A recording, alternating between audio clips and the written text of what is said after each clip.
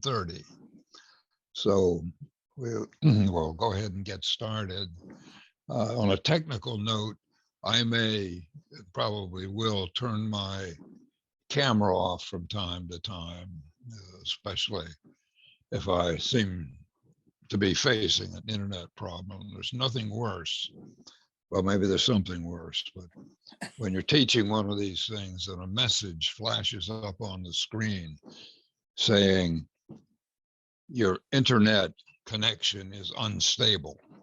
So hopefully I won't get any of those today, but I may turn off the video.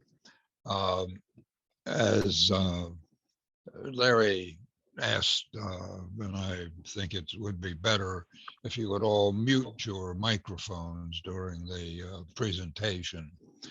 If you think of questions or comments you want to make, I would suggest doing it with the chat feature, which wherever your menu is at the top or bottom of your screen, there's somewhere on there it says chat. You click on that, you can leave a message, which I can retrieve at the end of the session. And I've found that that works rather well. And I do welcome any questions or comments. And at the end of the session, we'll take as many as you have, as much as you want to ask. Before I start, I want to once again thank the people at MAC, and in particular Larry Robinson, for the assistance that they have been giving for many years now, and are giving today to make this possible. And also to the people on the board and the other volunteers of the Association of Lifelong Learning. These people put in awful lot of time to make these classes possible. And I think we all, when we think about it, ought to appreciate what they're doing. Now, there are probably some other thanks that I should give, but let's get started. On December the 8th, 1941, the situation was very, very different for our Navy in the Pacific, for our country, for the world, really. The Japanese had successfully conducted a surprise attack, which was extremely successful. And we had to determine what to do. Well, we had a plan that our Navy's planning officers and people had been working on for decades. That was called, for most of its history, War Plan Orange, in the doing code names for fleet exercises and war games. There was an orange fleet and a blue fleet. The orange fleet being Japan, and the blue fleet being the U.S. But we did have a plan, and what it involved was sending our battleships westward out in the Pacific to fight and defeat Japan's battleships. Indeed, just before, less than 2 weeks before December the 7th, at the Army-Navy game, the program had pages devoted to various branches of the Navy. And one of the pages featured this. I've got to find a way to, minimize. Sorry, just a little technical difficulty here. But picture of the battleship and the comment that is significant that despite the claims of air enthusiasts, no battleship has yet been sunk by bombs. Well, the battleship pictured It was the battleship Arizona.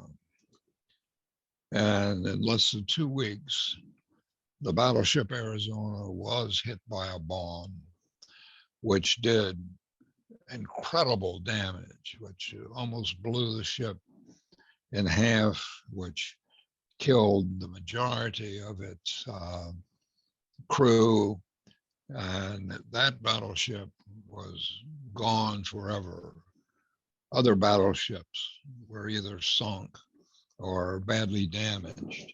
All of our battleships were totally unavailable. Well, from the early 1920s on, there had been a great debate going over air power versus sea power. People like Army Air Corps General Billy Mitchell stridently argued that we don't need fleets, we don't need battleships. They can be sunk by bombs. He did a demonstration of an old German battleship, which they sunk. The Navy went ballistic over this. They said, well, the ship wasn't manned, it wasn't moving. That doesn't prove anything. But the debate went on, both between the services and within the Navy. The Navy did early on start using airplanes. They were launched from catapults off battleships and cruisers in order to give the fleet a lot more to look at in the days before radar. Navy built an aircraft carrier. The first one was sort of looked like a Rube Goldberg contraption, but it worked and planes flew off of it. Bigger aircraft carriers were built, and by the time of World War II, we had a respectable fleet of aircraft carriers. But the battleship admirals still commanded the fleet, and they believed that the battleships were going to win the war.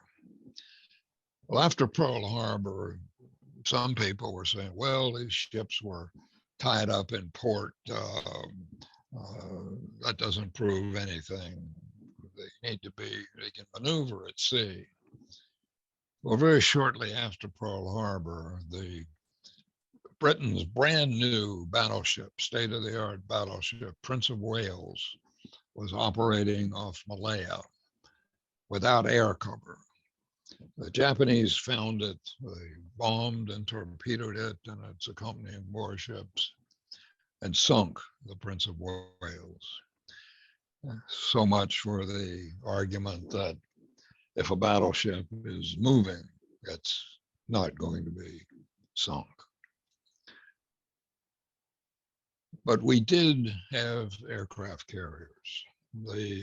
To the great disappointment of the Japanese, there were no carriers in Pearl Harbor on December 7th. They were delivering airplanes to Wake Island and Midway. The third carrier was completing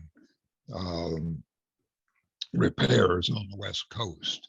So we did have aircraft carriers, not as many as the Japanese had, but we had some.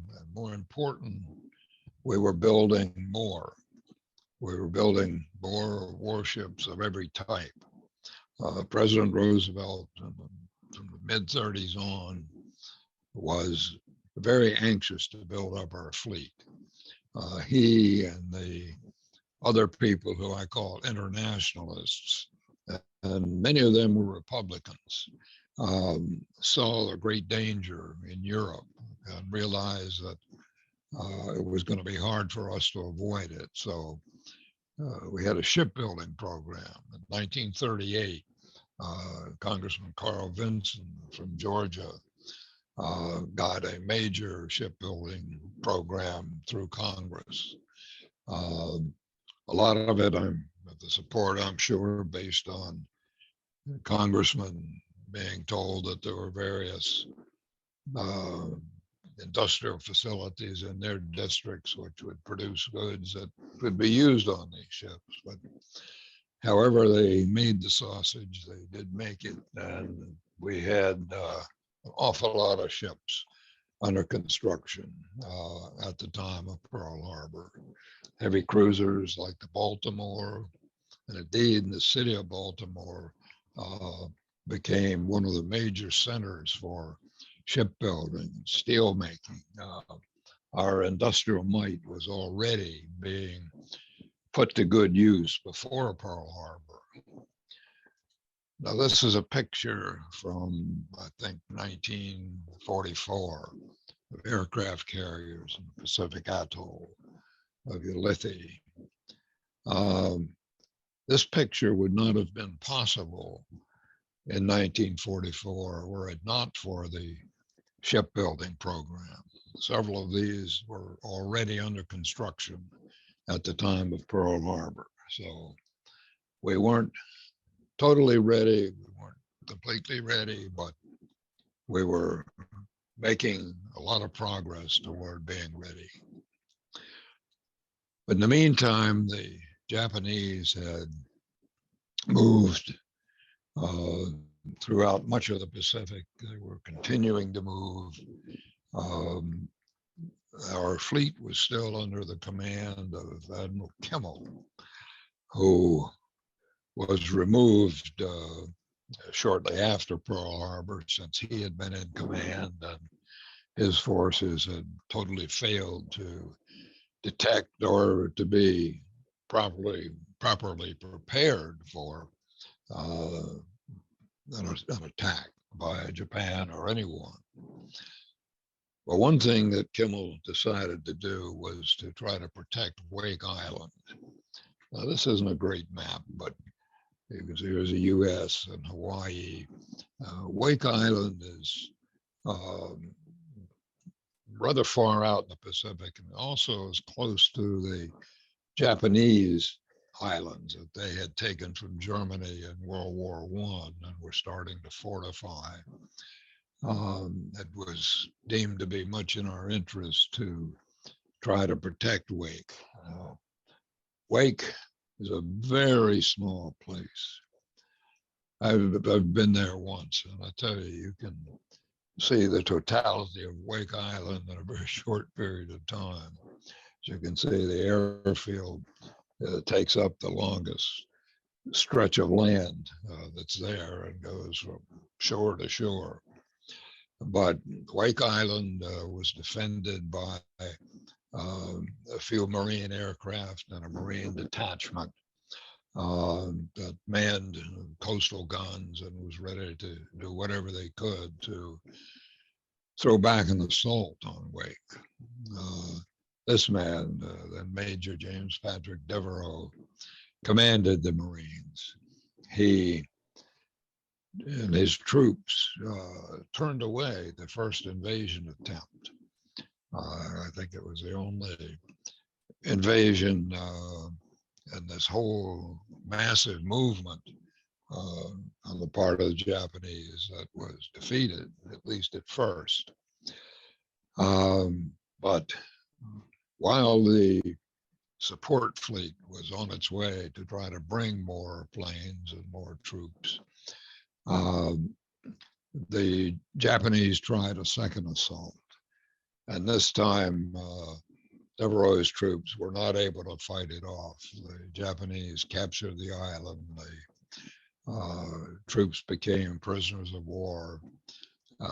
Devereaux himself survived prisoner of war camps, and those of you who are old enough and followed Maryland politics long enough ago will remember him as a three-term congressman from Baltimore County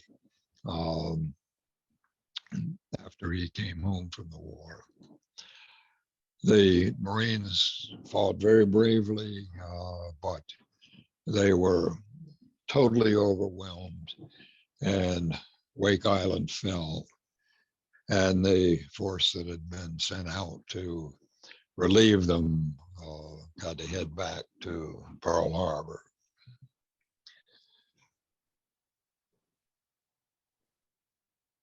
Now, our fleet command obviously had to be changed. Admiral Kimmel simply couldn't have survived as commander-in-chief of the fleet.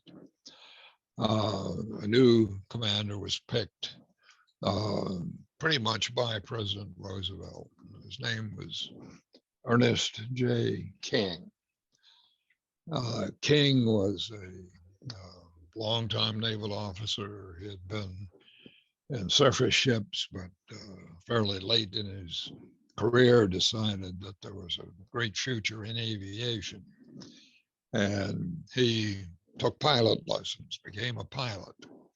And he actually loves flying. A lot of these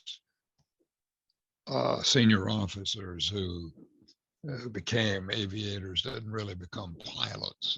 They became observers after taking a short course. And they were all, particularly the observers, were mocked by the longtime aviators as being Johnny's come lately. A lot of them thought of King as that, but at least he did like to fly. Now, unfortunately, he was not the very best aviator in the Navy. And at one point, after he landed on a carrier and took a couple of bounces, word was put out to the officers junior to King, but that other stations where he might be getting an aircraft, do not let King fly by himself under no circumstances. Let him be the only pilot in the plane. But he did like to fly. He became the commander of an aircraft carrier. And then an admiral. He went up higher. His ambitions were to get one of the top jobs, commander-in-chief of the fleet or chief of naval operations. But at the very last, his past caught up with him. King, for one thing, was a profane, belligerent, utterly nasty person in dealing with other people. Very hard to be in the same room with.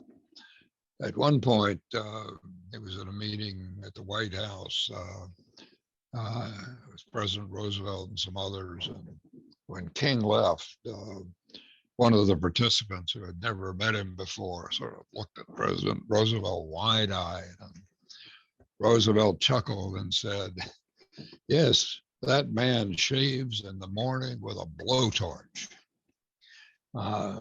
King was probably the most disliked man in senior command of any nation. Maybe Montgomery, but in any event, it was not liked. His daughter said of him, "Why, Daddy is the most even-tempered man in the Navy. He's always in a rage." And that's pretty much what Admiral King was. But he felt very strongly about the Navy, felt very strongly about the Navy participating to the maximum extent. It was hard to live with, but people lived with him. They had no choice. Now, the head of the Navy, Chief of Naval Operations, a mild-mannered man named Harold Stark, was slightly tainted, maybe more than slightly, by Pearl Harbor. And he supported King's elevation to become commander-in-chief of the fleet, but very shortly, King managed to elbow Stark out of the picture and became the first and only person to hold both of the top positions, as commander-in-chief of the fleet and as chief of naval operations. Now, in the Pacific, as I said, Kimmel pretty much had to be replaced. And his replacement was a man named Chester Nimitz. President Roosevelt himself pretty much picked Nimitz. Roosevelt, as you might remember, had been #2 person in the Navy Department throughout the Wilson administration in World War One. He knew a lot of the admirals in the Navy personally. He knew a lot about them. He thought that Nimitz was one of the absolute top-notch admirals, and he got virtually no argument from the Secretary of the Navy when he said, let's send Nimitz out there. And they did send Nimitz out there. He was in sort of an unusual position. Nimitz was not a battleship officer. He wasn't an aviator. His branch was submarines. He got into submarines very early on. He did a lot of training on submarines. Also, he was sent for a couple of years to work on refinement of diesel engines.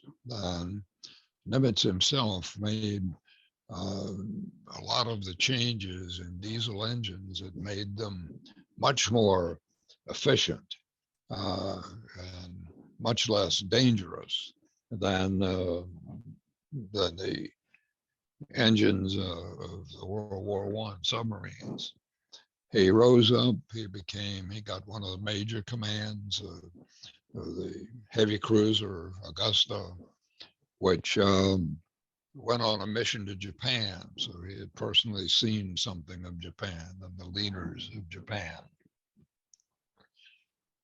He was picked, told by Roosevelt, pack up quickly, get out there and don't come back until you won the war.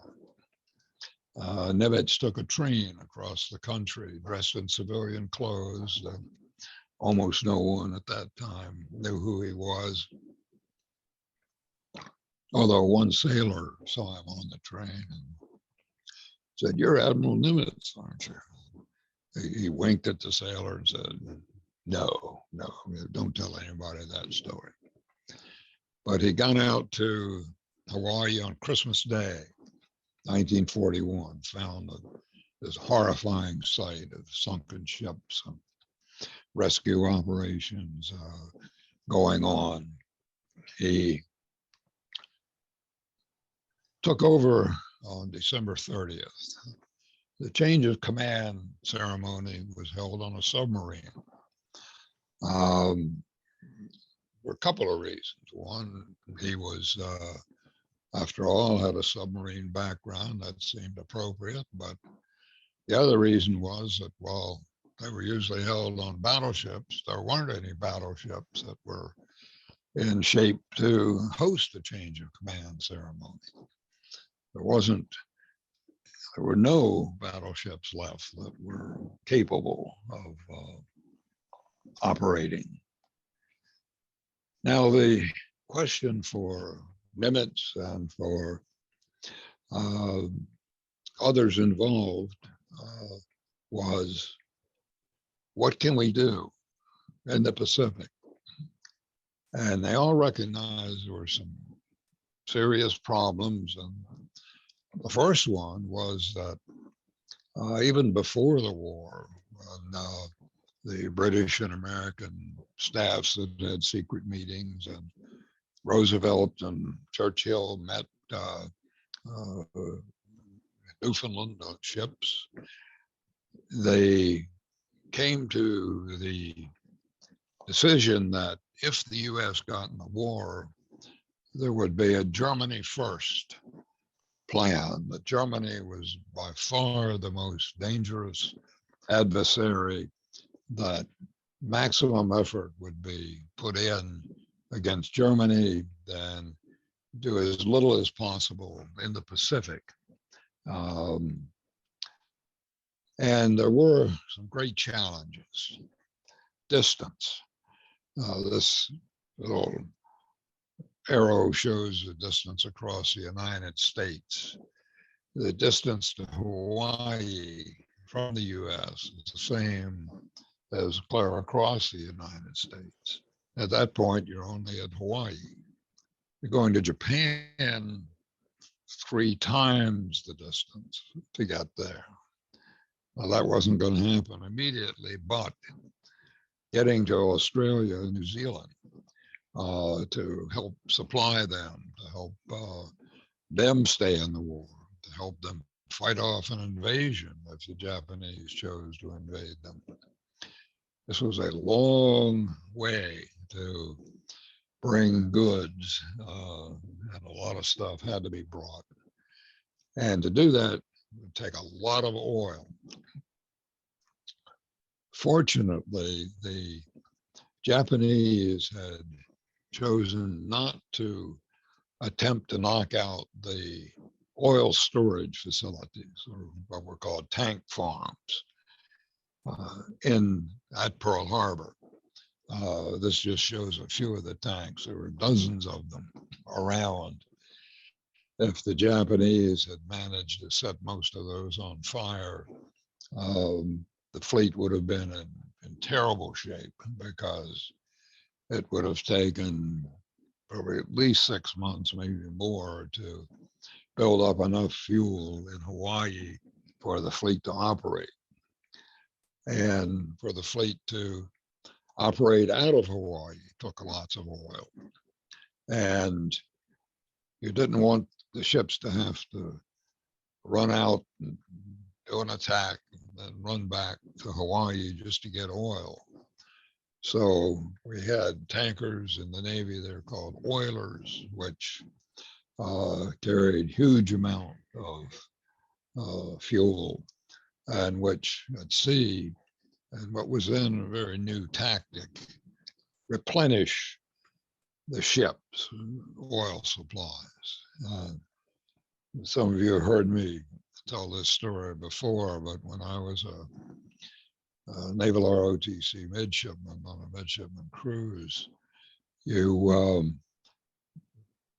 midshipman would have at least the title of all the watches on the bridge and elsewhere. And then one particular time, I was the midshipman officer of the deck as our ship was coming up alongside an oiler, and the captain suddenly said, "Mr. Roberts, why don't you finish bringing her?" Well, I was startled, to say the least, and I could get out nothing more than my eyes there, and took over. And I'm sure the captain had told the helmsman, if he gives you a stupid order, don't do it until I can change it. And the captain was standing right there. He really wasn't taking any chances, but he stood behind me quietly, probably nodding each time I gave an order to tell the helmsman, yeah, you can do that. But it's a very tricky maneuver. You've got to not only get alongside, the worst part, you've got to stay there and make tiny little adjustments in your speed and in your course to be able to stay there. But this is something they had to learn. The people in the fleet had to know how to replenish at sea, even in some terrible conditions.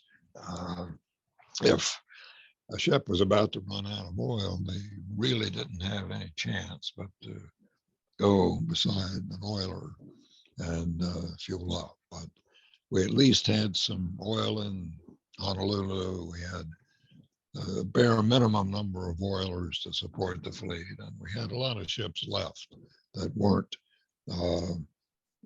sunk or badly damaged at Pearl Harbor. Now, the Japanese, of course, continued their onslaught after December 7th. They had already taken over all of Indochina. Their principal targets were the Dutch East Indies, where oil was. They needed oil. The U.S. had cut them off. Which now Indonesia is big area. It took a lot of troops to take over even the principal oil production facilities. Malaya was another major target. The Japanese had debated whether to leave the Philippines alone. The U.S. at this point controlled the Philippines, and some of the Japanese thought, well, let's leave the U.S. possessions alone. That'll make it harder for them to come in the war. But the people in charge in the Japanese army said, no, let's take the Philippines while we're about it. Now, the Philippine government had been making a great effort to be able to defend itself. And in the late 30s, they turned to General Douglas MacArthur. MacArthur was a son of a Civil War hero. He was a West Pointer, of course. He had fought very gallantly in the First World War. He had been the youngest general in the Army then. He rose up to become what's called Chief of Staff, the top general in the Army. And when he retired, the Philippines hired him to help them develop an army. After a while, they found him terribly overbearing and arrogant, and most of them preferred to deal with his young assistant, Major Dwight D. Eisenhower. But MacArthur and Eisenhower and other Americans who were there did what they could to train the Philippines and try to get the U.S. Army ready. But the Japanese, very shortly after Pearl Harbor, invaded first the island of Luzon, where Manila is located. The major landing was here in Lingayen Gulf. They very quickly overran the Filipino and American forces. MacArthur, really a little too late, moved all of his forces into the Bataan Peninsula, where they were slowly beaten back until the forces on Bataan had to surrender. MacArthur had moved to the island of Corregidor, tiny island off Bataan. And it was obvious the Japanese were going to be able to capture Corregidor. There was a debate in Washington. President Roosevelt absolutely hated General MacArthur. He had to deal with him. He had kept him on for a couple of years as Chief of Staff and found him just absolutely almost impossible to deal with because of his ego and what Roosevelt considered his dangerous tendencies. But Roosevelt said, no, we can't let an American general be captured and paraded around by the Japanese. Get MacArthur out of there. MacArthur resisted, but he obeyed the order. He was taken out, leaving at night on a PT boat, extremely dangerous trip down to the southern Philippines, where he was flown to Australia. The Japanese kept on moving. They captured the Philippines. They completed the capture of the Dutch East Indies. They moved to one of their primary targets was Malaya. Now, Malaya at the southern tip was Singapore, the British fortress island, the impregnable fortress that would let the British continue to rule the waves in at least that part of Asia. The Japanese land, this is the Malay Peninsula, uh, Singapore down at the southern end. The Japanese landed in the north, and they moved inland fighting. There were a fair number of British troops there, but the Japanese were able to overwhelm them. Many of the Japanese troops traveled on bicycles. They could move much faster by bike than on foot where there were roads. If they came to a stream, which were many of on this trip, they would hold their bikes above their heads and walk across the stream and then ride their bikes some more until they ran into more British forces. Well, they worked their way down fairly quickly, defeating the British units one by one until they got to the island of Singapore, or across the strait from Singapore. As I said, Singapore was considered a very, very powerful fortress. There were lots and lots of big guns to turn away any invader. The problem was that the big guns were all pointed out to sea. They were ready to defend an invasion from the sea, but they had no fixed defenses on the other side of the island. The Japanese fairly easily got across to the island and fairly easily worked their way to Singapore, and finally Singapore surrendered. And this was a major event,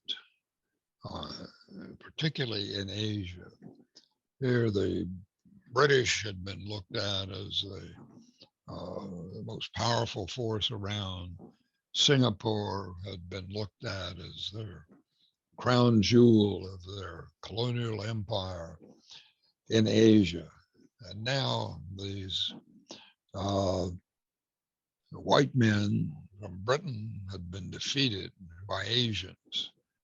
It was a very big event in Asia. Now back to the U.S. leadership. Something had to be done with MacArthur. He was, when he got his 4 stars back, he was the senior most general in the Army. He had some very good political contacts. They were mostly Republicans who he had spent a lot of time cultivating when he was in Washington. There were lots of cries to bring MacArthur back to Washington, to put him in charge of the entire war, reporting only to the president, which he probably wouldn't have done all that much. But Roosevelt certainly wasn't going to have that, but they had to do something. So they carved up the Pacific Command. Most of it went to Admiral Nimitz. All of this area clear down to New Zealand, most of the Pacific. MacArthur was assigned to what was called the Southwest Pacific area. This Australia up to the Philippines was MacArthur's realm. He obviously didn't like that a bit, but he had no choice. And that's the way the command structure went for pretty much the rest of the war. This divided command, now they did not report to a common superior in the Pacific. Their only common superior was the President of the United States, because Nimitz reported to the eventually the Secretary of the Navy, MacArthur to the Secretary of the Army. So, but at the beginning and for a while, this really didn't create any problems. But a couple of years later, it caused what could have been an extremely big problem. But for now, Central Pacific, Nimitz was in charge. And while the Germany First decision had a lot of people in Washington saying, let's do as little as we can, maybe nothing, King and Nimitz wanted to do something. They did not want to do nothing, and they were determined that they had to find a way to make use of what forces we had. There was a difference, though, as to their priorities. Nimitz, whose realm was only the Pacific, wanted to hit Japanese targets in the Central Pacific as much as they could. King, whose realm was worldwide, was greatly concerned about being able to support Australia and New Zealand and to support our lifeline. If the Japanese were to capture Fiji, Tonga, Samoa fell off this chart, then that would push the support line out considerably further, which would be most unfortunate. So they argued for a while. At one point, King gave Nimitz orders to send a couple of carriers to the South Pacific and keep them there. Nimitz stood up to King and argued politely that maybe that wouldn't be a good idea. King then said, okay, I'll give you discretion. And Nimitz, as soon as he could, got the carriers out of the South Pacific. But at least the decision had been made to do something. In the meantime, the Japanese were making decisions, and they were doing something and looking at a lot of opportunities. One would be to invade Russia, the Soviet Union. Japan really would like to get a hold of a lot of the real estate there. Their ally Germany would love to have had them tie up some of the Russian army, but the leaders of the army, who were really in charge of the country at that point, said, no, let's wait. Let's watch what's happening in the war between Germany and Russia. And if Germany looks like it's about to win, then we'll go in and take what we can. Other possibilities, the Aleutian Islands. This chain runs clear out to the point where long-range bombers could hit targets in Japan. This really worried the Japanese, and they decided to plan for an attack in the Aleutians. The South Pacific, doing exactly what Admiral King feared, was also a strong possibility to move further down the Solomon's Island chain and be able to capture Fiji, Samoa, and make it much more difficult to supply Australia and New Zealand. Attacking Australia was a potential, and the Japanese Navy very much wanted to do that. The Army said, no, we can't do it. We don't have enough troops. And indeed, 4/5 of the Japanese army was tied down in China, fighting a war they had started in 1937 and still were not completely winning. A final possibility was to go into the Indian Ocean and knock out as much of the British Navy still left there as possible. And that's what the Japanese did at first. I seem to have lost the chart there. But in any event, the Japanese did go into the Indian Ocean, conducted some very successful attacks, and then brought their carriers back into the area of the Philippines and to decide what to do next.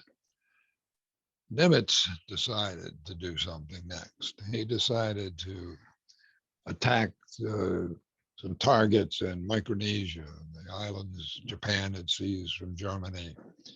And he sent an old sea dog, Admiral William F. Halsey, who was called Bill by most people in the Navy, but who somewhere along the line got the nickname Bull, and the press liked that a lot better.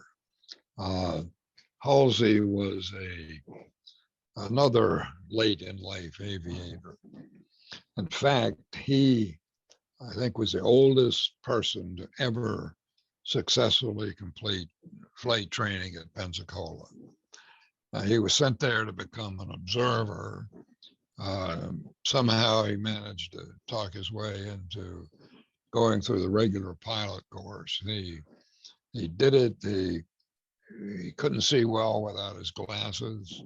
He was up on a solo flight at one point, and his glasses either lost or glasses or they got broken. He couldn't read the charts.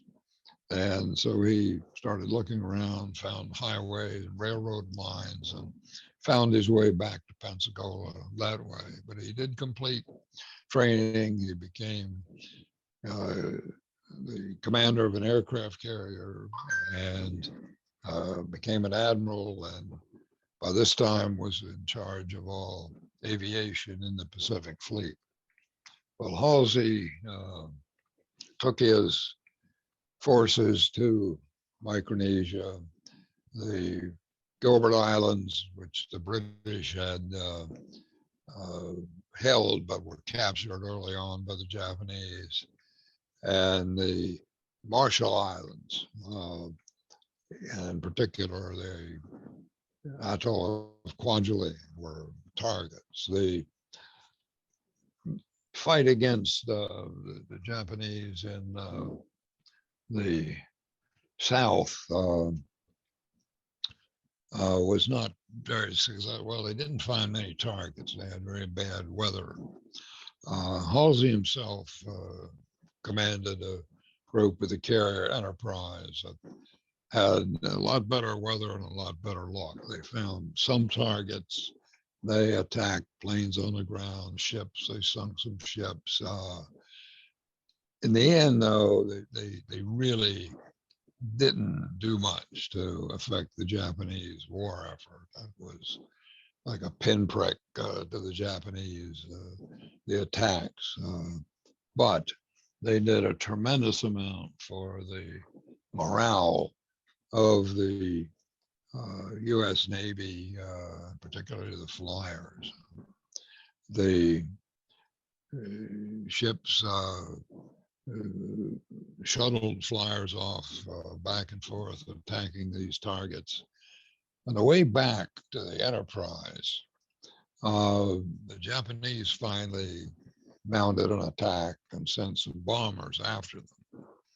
The pilots, a lot of them didn't have much ammunition left. And one of the pilots was a young lieutenant named OHare. He was from Chicago. His father, for a time, was Al Capone's lawyer. And when he turned against Capone, the father was assassinated by Capone's group. But his connections got his son into Annapolis. OHare became an outstanding pilot. On this trip back from Kwajalein, they overtook Japanese bombers, which had lots of guns on them for defense. But OHare, with very little ammunition, would slip near one, shoot a couple of rounds into it, see that it was going to be shot down, and then to another and another and another. He got 5 planes, probably saving lots of damage to U.S. ships, and he became the Navy's first ace in the Pacific War. Well, he became a hero. He was sent back to Washington, and as an aside, this man standing here is Admiral King, and this is a very rare picture. It shows King almost smiling, and he had something to smile about because the Navy got lots of good publicity in naval aviation. OHare went on a war bond tour. He missed the 2 big battles that were fought in 1942, but he went back to the fleet where, sadly, after a couple of missions, the Japanese finally caught up with him, and he was shot down and died. Now, OHare name might be familiar to those of you who travel. OHare Airport in Chicago, one of the nation's largest, was named for Butch OHare. And there's an exhibit there, which is really interesting to see. They've got a real plane just like the one that he flew on his missions, and some exhibits. But sadly, Butch OHare did not survive the war. But we did continue these raids. One that I unfortunately don't have really any pictures for, but an admiral named Wilson Brown took the carrier Yorktown down here below New Guinea. He was supposed to be hitting the Japanese base at Rabaul, but we got intelligence that they were invading the north coast of New Guinea, Lae. And Brown took his carriers and, unbeknownst to the Japanese, launched an attack. This looks like a short distance, but there's a very high and rugged mountain range here, the Owen Stanley Mountains, where the planes almost didn't make it, or attack planes. But they did make it, and it was total surprise to the Japanese. We sunk a number of ships. Really, I think they called off the invasion, at least temporarily. It was quite a significant achievement. We attacked Wake Island a couple of times, and Marcus Island. Now, Marcus Island is, in Pacific Ocean terms, very close to Japan, barely 1,000 miles. And this attack on Marcus really shook up the Japanese. They all of a sudden, they think if they can get this close, we've got to worry about the homeland. And the Japanese started planning for that eventuality. And the Japanese were also planning, the Navy was, what it should be doing next. And the person in charge of that planning was Admiral Isoroku Yamamoto. Yamamoto had fought in the Russo-Japanese War. He was a turret officer, and he lost 2 fingers. He was wounded there, but he stayed in the Navy. He was an outstanding officer. He moved up. He spent a lot of time in the United States. He had 2 tours, one as a student at Harvard, another as their naval attaché.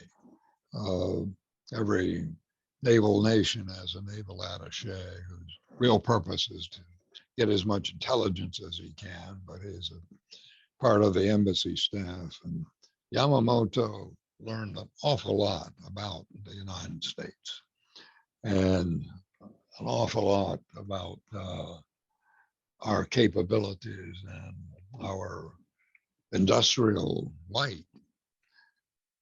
And now I got out of order with this slide. I've already gone over the possibilities that the Japanese had. And the one thing that Yamamoto was most concerned about was that he had not gotten the aircraft carriers in the Pearl Harbor attack. He wanted to get the carriers. He was an aviation man through and through, although he was not a pilot. But he knew that for a long time, anyway, in the war, that was the secret to defeating the U.S. Navy, was to get their carriers offline. I've talked about the Indian Ocean attack, where they sunk a lot of British ships. The U.S. had to decide what to do in this big ocean. And in particular, they wanted to hit at Japan. And it was one thing and made the Navy people feel good, and it's good press to attack Japanese targets, but attacking Japan would really make a difference, would be, at least for public relations and morale purposes, a significant accomplishment. But this was very difficult, impossible, really. China, Japan had occupied a lot of China, but a lot of it was not.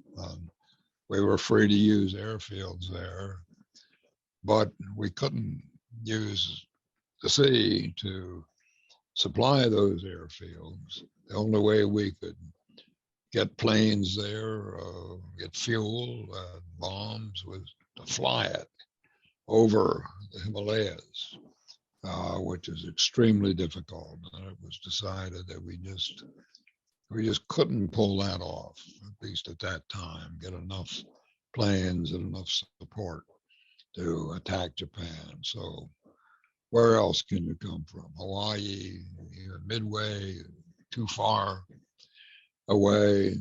Wake's probably too far, but it's been captured. So we can't attack them from there. Now you could attack with aircraft carriers, like the Japanese had done at Pearl Harbor, like we had done in the Mid-Pacific and South Pacific. But you really couldn't do it attacking Japan. Carriers have got to get in within, say, 250 miles. And even if they do that undetected, even if the planes are not detected until they hit, you've got to stay there 2 or 3 hours. And that time or before, the Japanese naval aircraft, long range bombers, would be attacking you, and there would be an awful lot of them, and you would not have enough air defense to have a significant chance of fighting them off. So an attack by U.S. carriers. But our Navy and our president were very anxious to do something. And what that something was, I will cover next time, because we seem to be out of time for this session. I'll be back next week, and I'll hit my chat button and see if anyone has left a message. Now, I don't see any messages. Larry, you're probably gone, but if I'm here. Oh, you're there. Okay. All right, here's one. Rachel says, remind us of Admiral King's position. Admiral King was really in total charge of the Navy. He held two senior positions.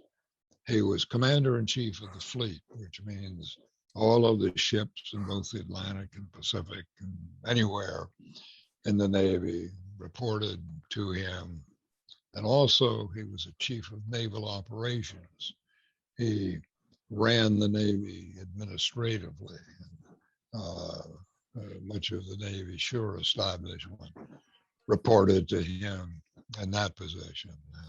And he was a member of the Joint Chiefs of Staff, I mean the Army and the Navy and the Army Air Corps, and of the Combined Chiefs of Staff, the Chiefs of Staff of the U.S. services and the British Chiefs of Staff.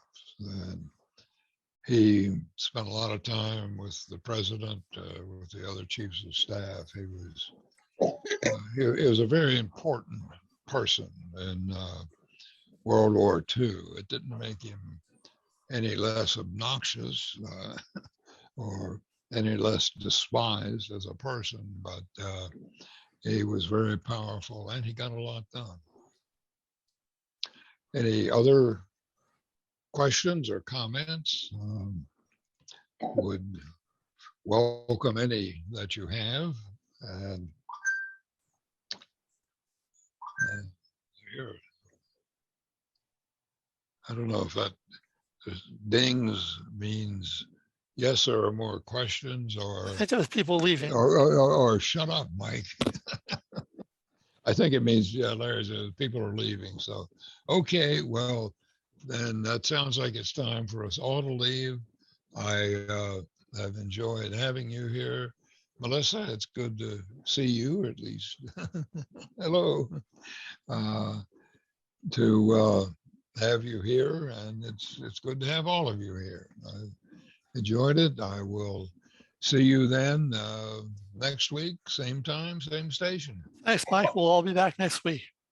Okay. Thank you, Larry, again. You're very Bye-bye. welcome.